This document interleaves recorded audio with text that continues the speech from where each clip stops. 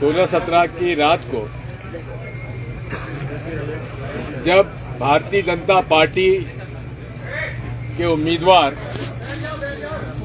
अपने अवैध धंधे की कमाई का पैसा का कुछ हिस्सा वोटरों को खरीदने के लिए घूम रहे थे, तब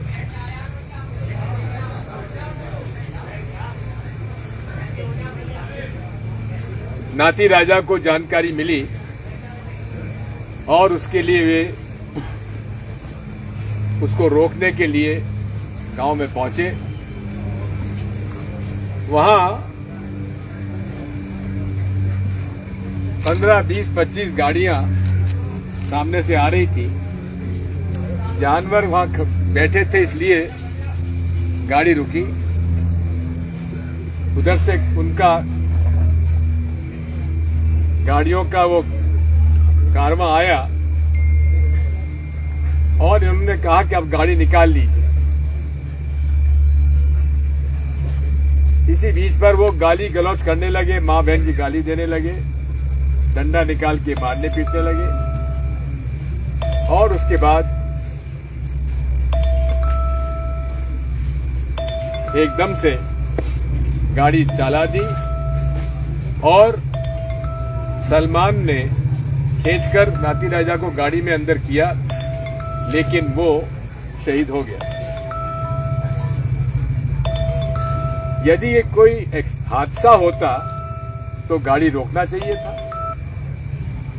जिसको चोट लगी है उसको अस्पताल भिजवाना था, लेकिन ये तो जानबूझकर रौंदा गया है और लगातार 15, 20, 25 गाड़ियां उसके ऊपर से निकल गई।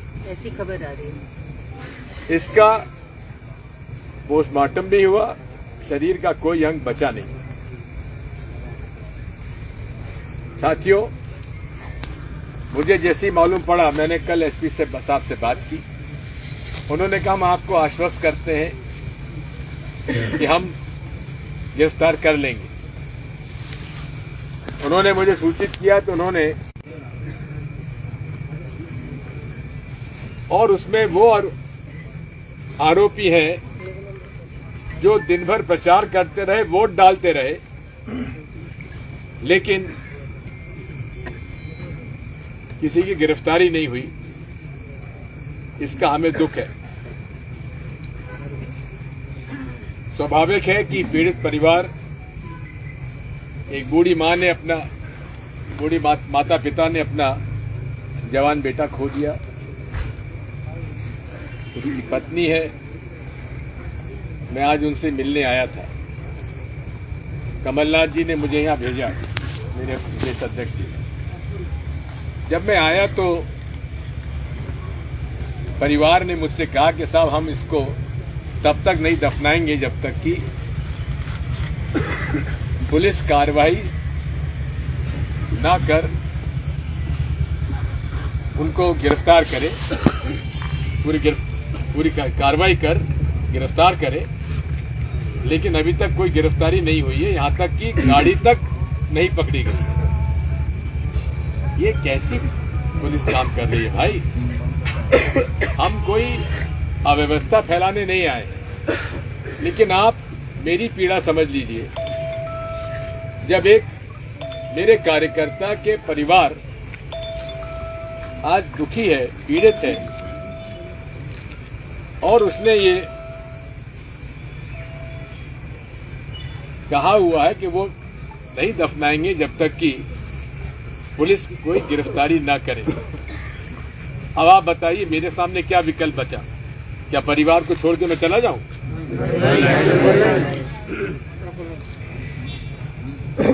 क्या परिवार के लोगों को मैं धोखा दे दूं? यही मेरी आपसे गुजारिश है। मेरे सामने कोई विकल्प नहीं है। मैं तो यहां पर से वापस जाना चाहता था, ट्रेन का मेरी बुकिंग थी, लेकिन मैं और मेरी पत्नी दोनों का मन नहीं माना। हमने कहा हम रुकेंगे। अब देखते हैं पुलिस कब तक कार्रवाई नहीं करती है।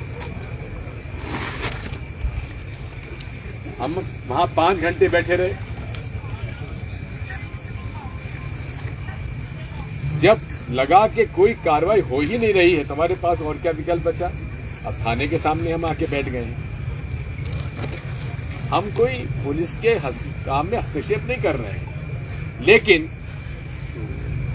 एक दुखी परिवार की पीड़ा को क्या पुलिस के अधिकारी कर्मचारी इसको नहीं समझ रहे हैं? उनसे मेरी प्रार्थना है कि थोड़ा बहुत दिल पसीजिए और इस परिवार का साथ दीजिए,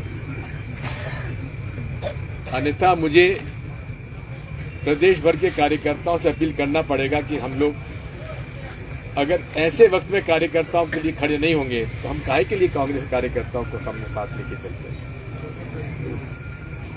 अगर हम ऐसे कार्यकर्ता के परिवार को अकेला छोड़कर अपने उससे काम लेते रहें, उसके साथ ना दें, तो फिर हम कांग्रेस के प्रति समर्पित नहीं हैं। और ये सूचना मैं अपने सभी मित्रों को प्रदेश भर में भेज रहा हूं। हमारे कमलनाथ जी अध्यक्ष जी से राय लेकर, बाकी मैं आपके साथ